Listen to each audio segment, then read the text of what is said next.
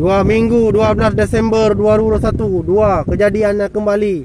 Tadano atau kat mobil yang berbobot 150 ton ini terperosok setelah sehari.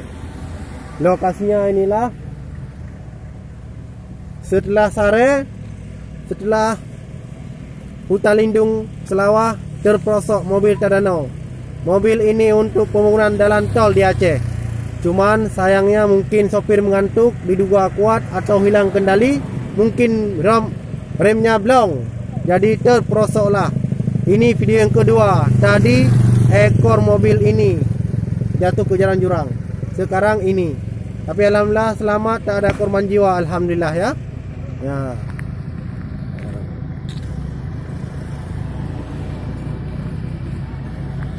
Ini dia mobil MAN.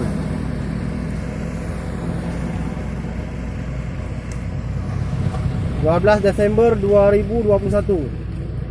Lokasinya lewat Sare.